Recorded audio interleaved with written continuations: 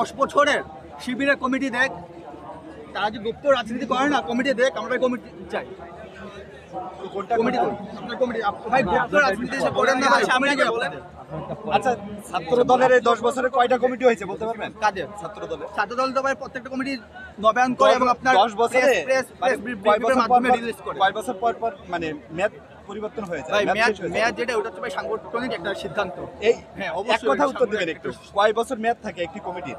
একটা কমিটি ভাই সাধারণত আপনার 2 থেকে 3 বছরের আচ্ছা জেনারেল আপনার অন এভারেজ। আচ্ছা, কয় বছর পর নতুন কমিটি হলো? মানে কয় বছর হয়ে গেল এই কমিটি? হয়েছে ভাই, কিন্তু আমরা তো ভাই গুপ্ত সংগঠনের মতো আমরা আপনাদের গুপ্ত সংগঠনের সঙ্গে কি আসলে? রিলিজের মাধ্যমে তো আমরা তো ওপেন ভাই বাংলাদেশ জাতীয়তাবাদী ছাত্র দল বিগত স্বৈরাচার আমলে যেই পরিমাণ নির্যাতনের শিকার হয়েছে, বিএনপি যুবদল স্বেচ্ছাসেবক দল যে পরিমাণে নির্যাতনের শিকার হয়েছে, বাংলাদেশের অন্য কোনো দল তো নির্যাতনের শিকার হয় নাই ভাই।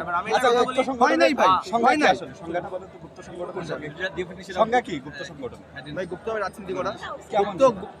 ভাই গুপ্তভাবে কত বিগত জীবন বাঁচানো ফরজ নাকি? ফরজ ভাই, তবে আমাদের জীবন বাঁচানো ফরজ না। আমার নেতা নিজামী থেকে শুরু করে মীর কাসেম আলী সবাই ফাঁসির মঞ্চে দাঁড়ায় গেছে। কেউ পাকিস্তানে যায় না। ইলিয়াস আলী যে ভাই গুম হইছে, আমাদের হ্যাঁ, আমি তো হাজার বলি হাজার নাই ভাই হয় নাই। গুম যে হইছে, আমি তো এটা বলি কোন নাই হয় দলের নাই, নেতা কিন্তু গুম আপনি যে হইছে ভাই? আমাদেরকে গুপ্ত সংগঠন বলছেন, আমার কথা এতটুকুই। আমাদের ভাই, নিজামী থেকে শুরু করে আমরা মীর বলছি কাসেম না ভাই, আলী, গুপ্তভাবে তারা সবাই রাজনীতি করার ফাঁসির কারণে আমরা মঞ্চে বলছি। হাসি মুখে দাঁড়িয়েছে। তারা কোনো পাকিস্তানে পালায় যায় নাই, আজ আপনারা রাজাকার বলেন।